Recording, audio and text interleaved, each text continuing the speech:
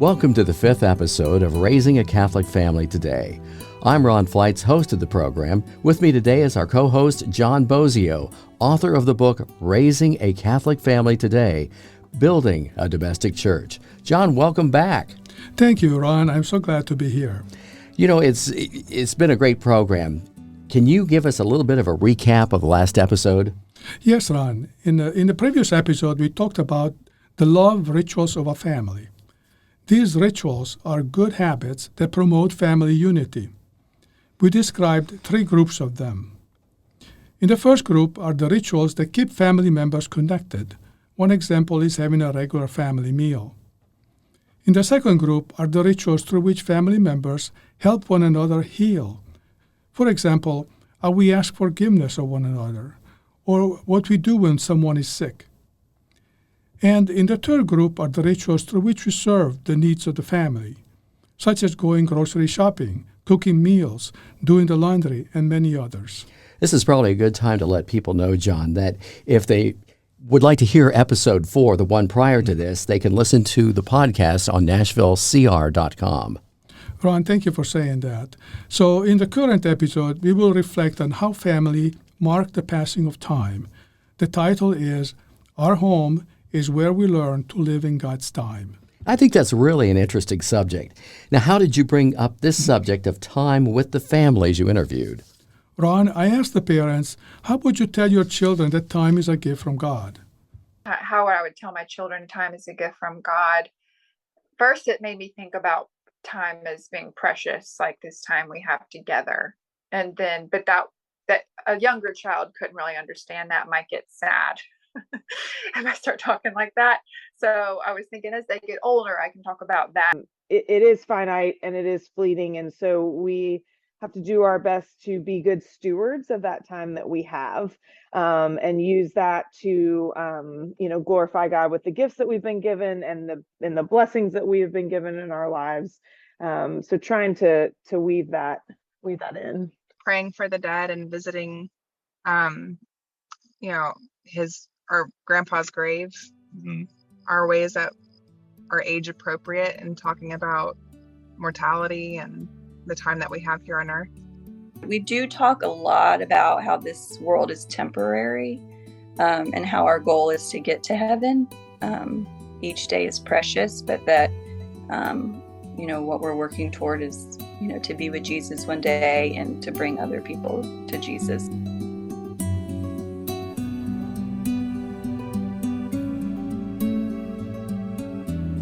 I think the importance of recognizing time as a gift from God, a gift that we should not waste, is a difficult thing to get across to children. How would you tell an 8-year-old that time is a gift from God? What words would you use to convey that? I would say, Harper would ask me 1,000 questions because that's the kind of little girl she is. But I would say God gives us gifts in our life. Time is one of those gifts. And He has a plan for our life. And we have to use our time to do what He has planned for us. As you can hear, explaining to young children that time is a gift from God is very difficult. Perhaps a simple way to teach our young children that time is a gift from God is to close each day with a prayer of thanks to God. For example, thank you, Lord, for the time you've given us today to serve you. I also spoke to parents of older children. They said that one way they teach their children the value of time is by sharing it with others. I've had this discussion actually, and it's just, life is precious. Tomorrow is not promised to anyone. We've also talked to him about giving our time back to God, whether it's going to Mass, serving other people, spending time with our family. I think one other example, within our relationship that kind of shows how important the gift of time is from God is how we use our time in terms of service to others. I think our best way to communicate that truth is to model good use of the gift. We do this very well sometimes, and we do this very poorly sometimes. But I think when it's used well, when our time is used well, when we're not wasting it, our kids notice it, because none of it was guaranteed to my brother, who was their uncle, who was really like an older brother in their lives, that, played games with them, came to our house all the time for dinner. And as a family, we had countless times where we had to give up our time and our plans as a gift to someone who we loved, who needed it. And I think that's how we've all experienced time, as a gift in our lives, and hopefully taught it to our children by example and just living it. Ron, one message that I heard repeatedly from parents is that we teach our children to be good stewards of time by personal example. So I asked them, what do your children learn from you about being on time, about being punctual? They learned from me that my philosophy is, if you're not 5 minutes early, you're late. They tend to learn other things from you. I am notorious for being late. So I always like to be early for anything I do. And I think I learned that from my dad growing up. And it all comes down to respect. And you respect other people's time. And so you want to be on time or early because you don't want to waste anybody's time. They do not learn punctuality. This is a very loaded question. I tend to be the one in the family always rushing at the last minute to be on time. Because we have a big family with 5 kids, it's a lot to wrangle and it's a lot to get out the house. And so we actually try our very best to be punctual, to be on time. I think the bigger thing that's more important to me is honoring commitments. And so trying to be respectful of the people on the other side of the commitment. And that shows that you respect the person that, invited you over or put that activity on, that it's disrespectful to not be there on time. Because we are always early to Mass. And this week we came separately from different parts of town. And Chris was early, and Jake and I were barely on time. And but in general, we definitely teach him about being on time, being punctual, to respect the people that you're meeting, and to be respectful.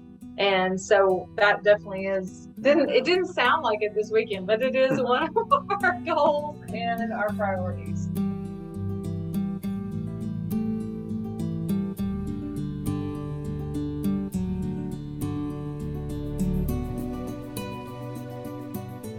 Ron, do you ever think about the passing of time? John, I am very aware of time, primarily when I'm running late for something or when I'm stuck in traffic. Ron, I feel the same way. A few years ago, I had an experience that reminded me of how precious time is. Ron, have you ever been to Prague in the Czech Republic? Never been there, John.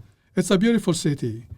When I worked for Caterpillar, I supported an office in the city of Prague and traveled there several times. One afternoon, I visited the famous astronomical clock mounted on the old town square. The clock has been there for 6 centuries. When I visited, a crowd was gathering to hear the clock chime the hour, so I joined. I remember this in your book. Yes, exactly. At one point, looking up at the face of the clock, we noticed some movement. I saw the statue of the skeleton ringing a bell. The skeleton, representing death, reminded those present that time is passing and death is approaching. Some of the figures next to the skeleton were shaking their heads vigorously and saying, "No, we are not ready." Then 2 windows opened above the face of the clock, and a procession of the 12 apostles went by. The apostles were reminding us to let our faith guide our own journey of life. Next, we heard the crow of a rooster welcoming a new hour. And finally, a bell struck the time. It was 3 p.m. Ron, at the end, as I stood with the bystanders still looking up, I found myself thinking about the passing of time and about my mortality, the fact that each hour that goes by is one less that I have. Those were sobering thoughts in a public square in the middle of a crowd.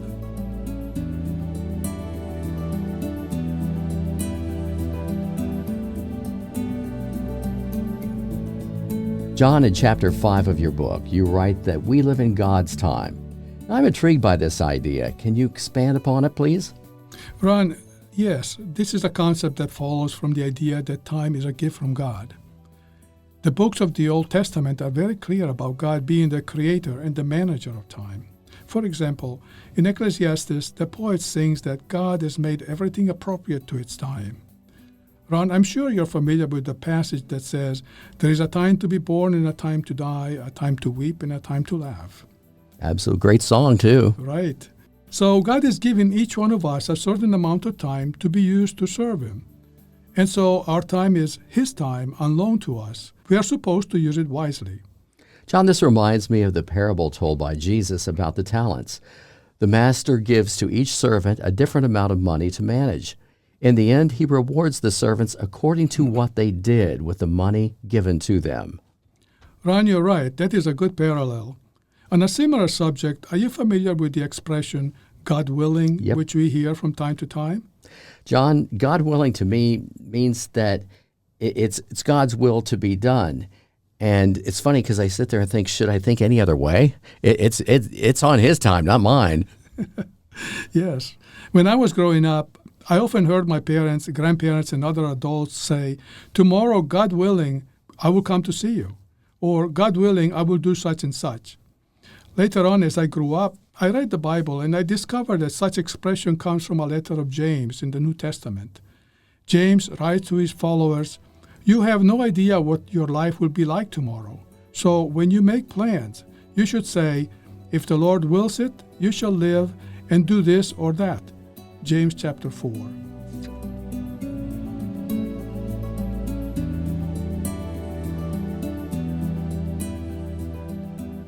John, I know that in your interviews with families, you talked with them about how they celebrate their family milestones, such as birthdays, anniversaries, graduations, first reception of the sacraments, and many other joyful events. What did you learn from them?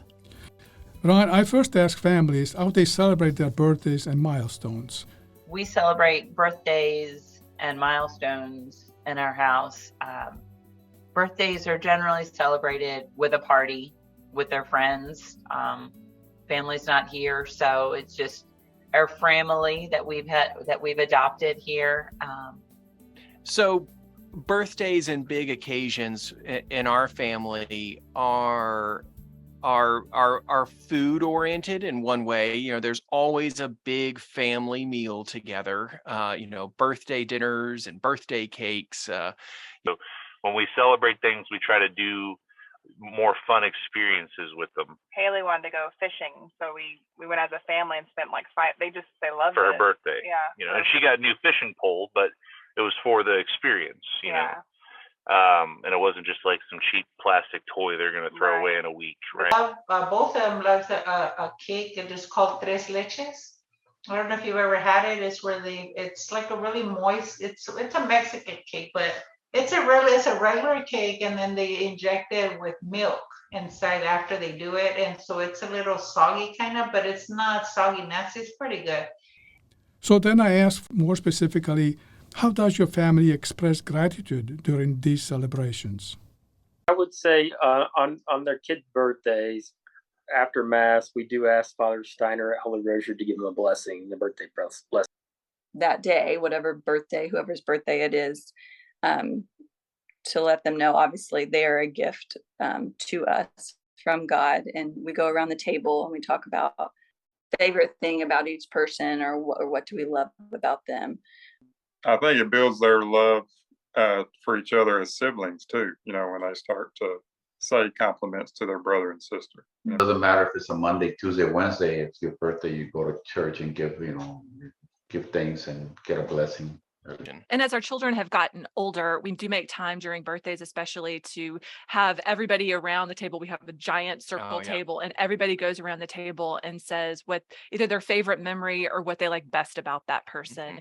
And it's hard to get boys to do that. And so we're like, you just got to do this tonight. Like, make it happen. Say one nice thing about your brother that you love about your brother tonight. And they do. They do it. Celebration. So I think we tend to do more of like the moments of gratitude as a family. again, we have family core values. So like one of them is attitude of gratitude. So we'll talk about that with them, especially, if one's getting a gift and the other one's not getting a gift, and there can be fights around that. So talking about, having that gracious attitude.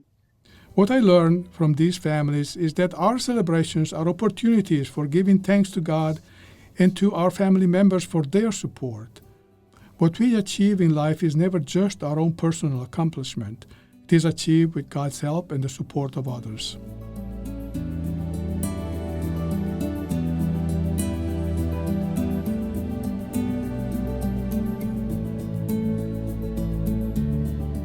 John, we just talked about how families celebrate their milestones as moments of gratitude toward God. In your book, you write that the church does the same. You write that the Catholic Church sees the passing of time not as a meaningless sequence of days, weeks, and months, but as a yearly liturgical cycle during which we remember and give thanks to God for our redemption. Can you expand on this for us? Yes, Ron, the Church's liturgical cycle is composed of feasts and seasons that celebrate special events in the life of Christ and in the life of Mary and the saints. At the epicenter of this redemptive cycle are the events of Christ's death and resurrection. As you know, these are commemorated each spring during Holy Week and Easter, and again on Sundays. I want to say a few words about Sundays. Sundays are very important in the life of the Catholic community. Sundays are days in which we remember Christ's resurrection, and we gather as a community to give thanks to God. The Sunday communal worship is so vital that the Catholic Church is telling us that each week we have a serious obligation to participate in person on the Sunday Eucharist, and to the extent possible to observe Sunday as a day of rest. So I ask families, how does your family celebrate the Lord's Day on Sunday? We go to church as a family, and we do our best to maintain it as a day of rest. Sometimes things need to be done. And I think that's made it a little confusing a bit. Talk about Sunday as the Lord's Day and a day of rest, because they see Dad is always working and he's night shift and he's day shift, and Sunday doesn't always look like a day of rest in the Lord's Day, but they do know that we have set it apart, and that regardless of what's going on, Mass is going to happen on Sunday. We do Mass in the evening. We have a teen, so we go to Life Teen, and Sunday mornings really are just kind of relaxing family time, just the three of us. But on Sunday, that's really a time for family time. Well, we go to Mass, and we go out to eat together afterward, and we come home, and we try not to do anything else. We just relax and enjoy each other's time, each other's company together. We truly try to make it a day of rest. And get to church, and then the rest of the day we don't shop on Sundays. Sunday is meant to be a day of rest, of authentic leisure, just being with one another, being with the Lord first. John, you mentioned that the Catholic Church has a liturgical calendar that is divided into the seasons. What are they?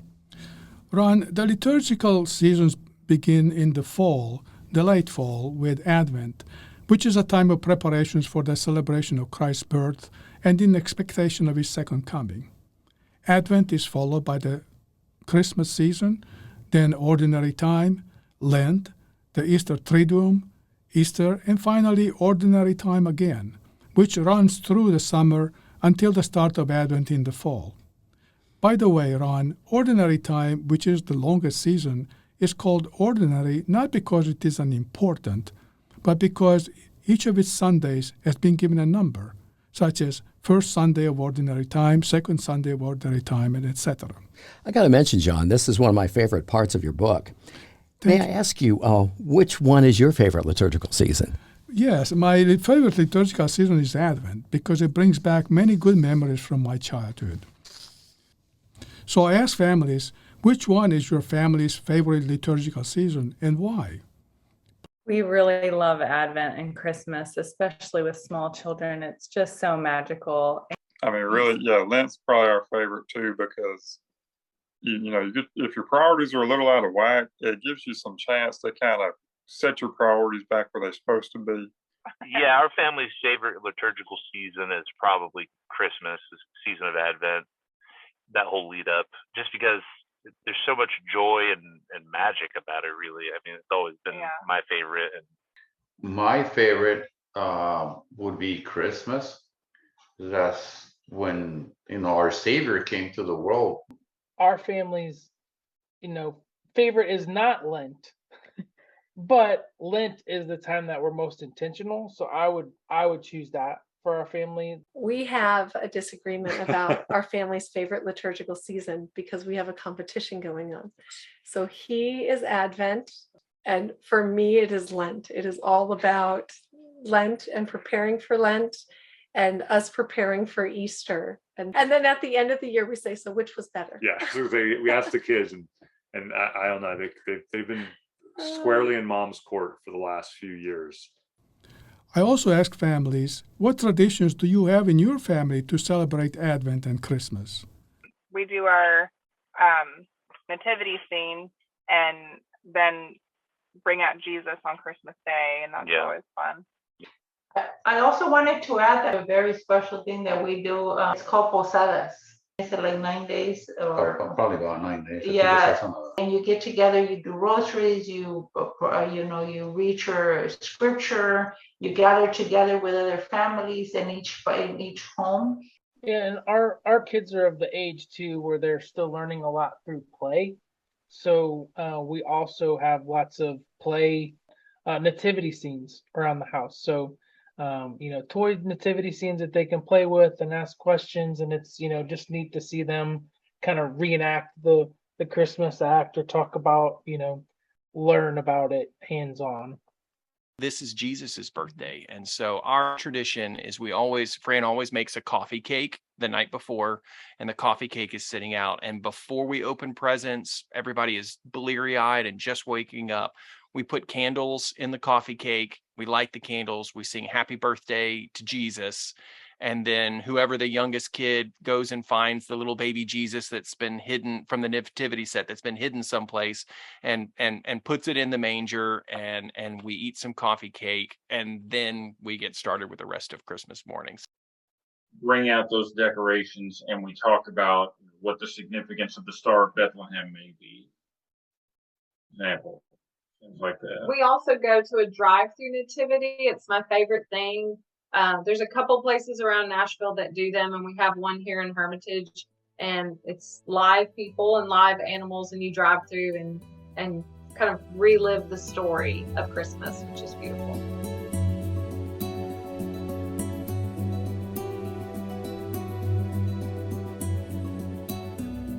John, we're running short on time. To summarize what we discussed, we want our children to learn that time is a resource that God is giving to each person to be used to serve Him, and we need to thank Him for such a gift. Here are some other suggestions for your family. Add to your morning or evening prayer the sentence, "Lord, thank you for the time you are giving me or have given me to serve you today." Teach your children about the importance of being punctual, and also teach your children about the liturgical seasons. We want to close with words of appreciation to the 12 families that shared their experiences with us during this series. They are Sam and Courtney Bolton of St. Francis Cabrini, Chris and Rebecca Zarka of St. Anne, Jackie and Gustavo Gasca of St. Stephen, Ryan and Rebecca Hanning of St. Lawrence, Graham and Heather Honeycutt of St. Matthew, also of St. Matthew, Matt and Fran Yeager, Andrew and Joanna Janfro of Holy Rosary, Robin and Cindy Roberts of Mother Teresa, Chris and Audrey Russell of St. Stephen, also from St. Stephen, Brian and Stephanie Smith, Brian and Katie Stockwell of Holy Rosary, and Paul and Amy Welsh of St. Stephen. And John and I both thank you for spending this time with us today. Please join us for our next episode, Our Home is a Training Camp for Discipleship.